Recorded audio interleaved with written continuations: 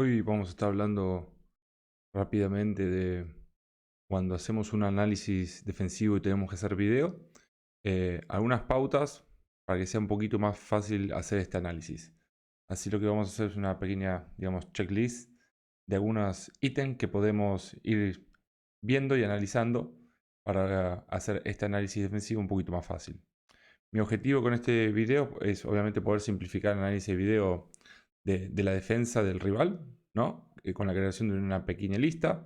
Obviamente que esta lista tiene que ser modificada según las necesidades de cada entrenador. Obviamente que más alto es el nivel, mayor cantidad de ítems a analizar. Obviamente que esta lista nos debe simplificar el trabajo y no complicarlos, ¿no? A veces tenemos demasiados ítems que después capaz no los podemos pasar a la realidad o damos demasiada información a los jugadores, por lo cual siempre hay que tratar de ir actualizando y fijarse lo que se va a adaptar al nivel de nuestro equipo. Y obviamente que esto es simplemente es un ejemplo y solamente se debe tomar como una base para después cada uno ir mejorando digamos, su lista, ¿no?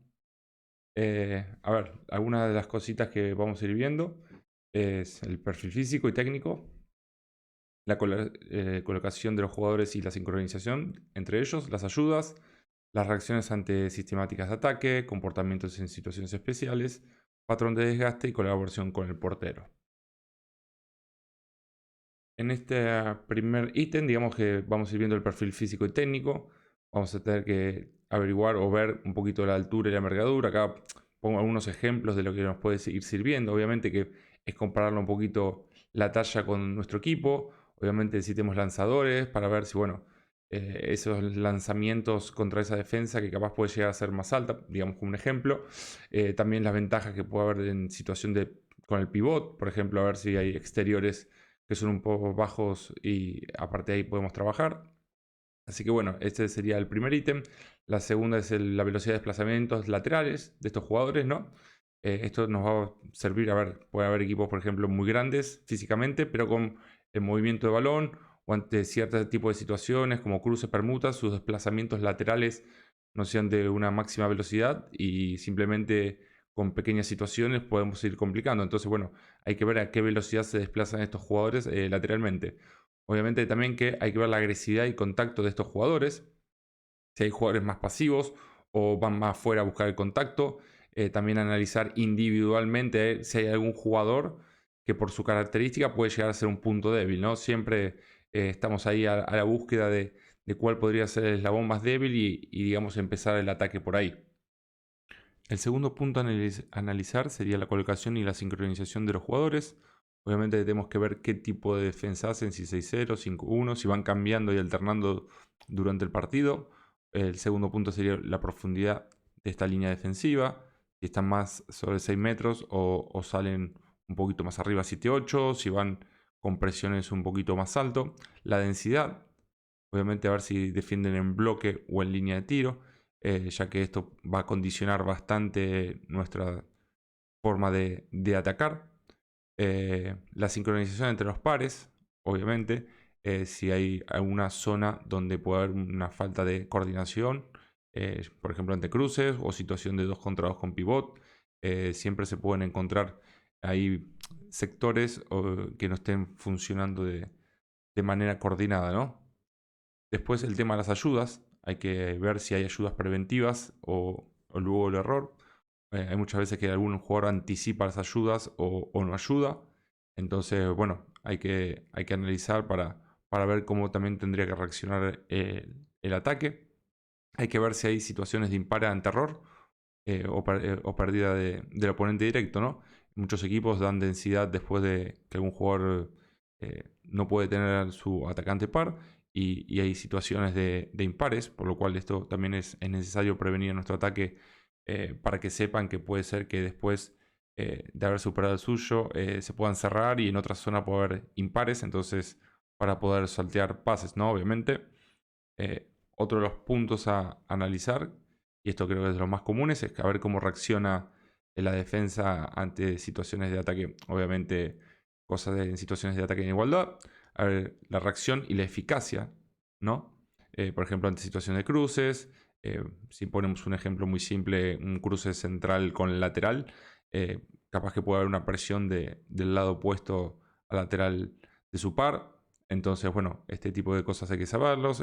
Permutas, por ejemplo, si ante permutas puede ser que exista una mutación defensiva, por ejemplo, de un 6-0-5-1, ahora que se está viendo un poquito más.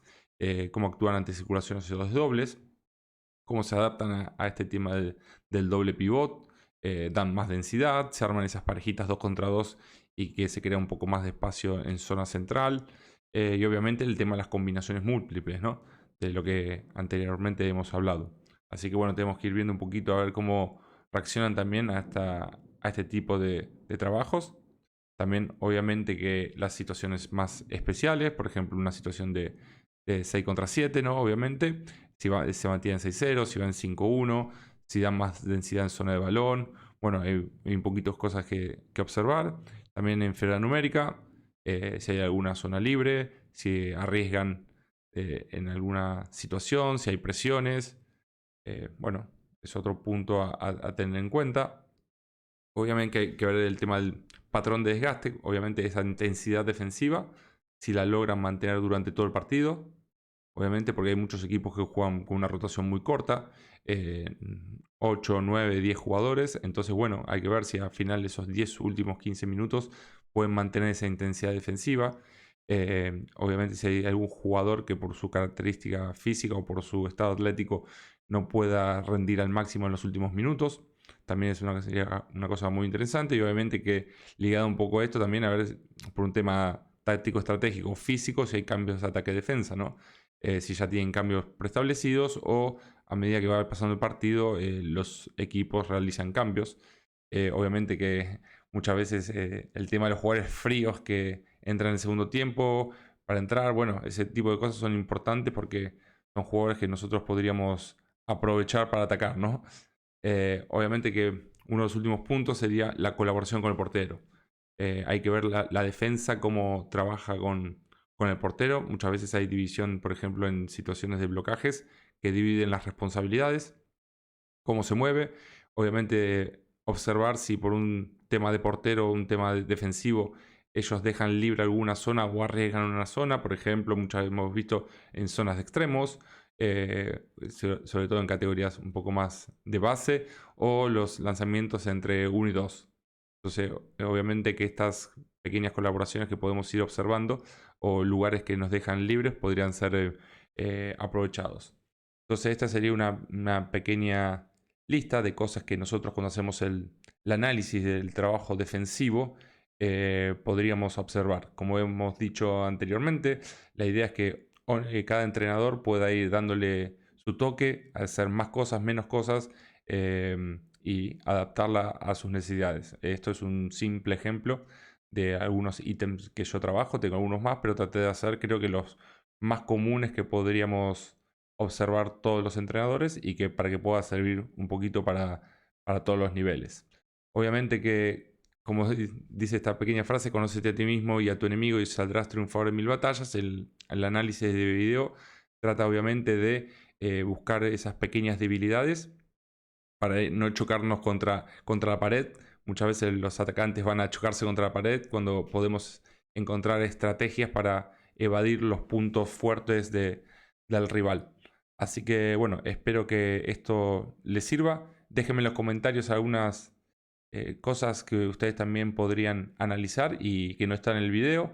Así que bueno, les agradezco que hayan estado y espero los comentarios para obviamente poder seguir intercambiando información entre los entrenadores, que esta es la única manera de seguir creciendo.